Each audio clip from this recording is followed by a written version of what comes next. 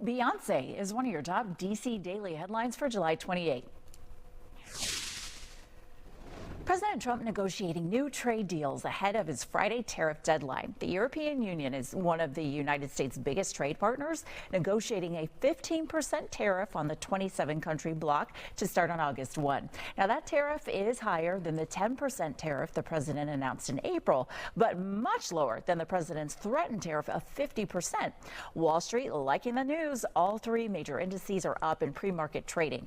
Now, President Trump is in Scotland today, meeting with Prime Minister Starmer to talk a trade deal with the UK, which is not a member of the EU.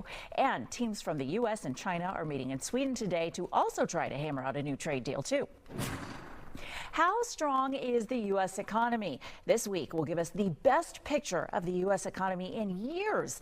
Before President Trump's trade deal deadline on Friday, we'll get the latest inflation report on how tariffs are hitting your wallet, the consumer confidence report on how you feel the economy is doing, the corporate earnings report, and the GDP reports will show if companies and the U.S. economy as a whole are growing or shrinking. And the Federal Reserve meets this week on whether to raise, cut, or hold the interest rates.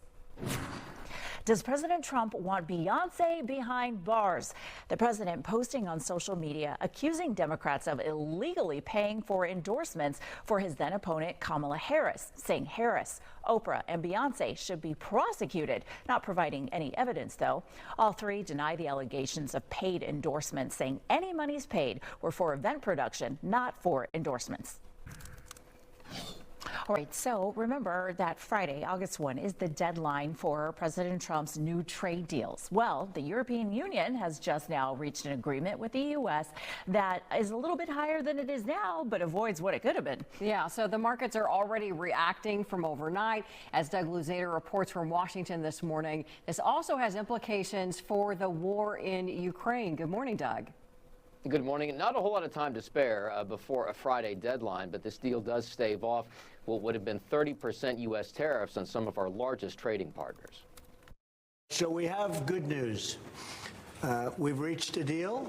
They have a deal. President Trump in Scotland speaking alongside the president of the European Commission after what both sides say were dicey trade talks. It's a good deal for everybody, I believe. And I think you were saying this is probably the biggest deal ever reached in any capacity, trade or beyond trade. It's a huge deal. Yeah. With tough negotiations. I knew it at the beginning, and it was indeed very tough, but we came to good conclusions for both sides. The deal sets relatively high across-the-board tariffs for most goods at 15%. But that's a far cry from the punishing levels that would have kicked in without a deal on Friday this week. And the potential impacts here go far beyond the markets. Critics say these tariffs will drive up inflation for U.S. consumers. But there is also a new requirement for EU nations to purchase more U.S. energy. And that could shift purchases away from Russia, which depends on that revenue to continue waging its costly war on Ukraine. Those energy purchases, I think, are huge, both economically and geostrategically. $750 billion of energy purchases. That's enough to replace 3 full years of what they buy from Russia. Now, the EU agreement adds to the list of trade deals that are nearing completion, but China remains a big question. U.S. and Chinese officials are set to resume trade talks today in Stockholm. Back to you guys. All right, Doug Luzader reporting for us from Washington. Thank you very much. We appreciate it. Thank you.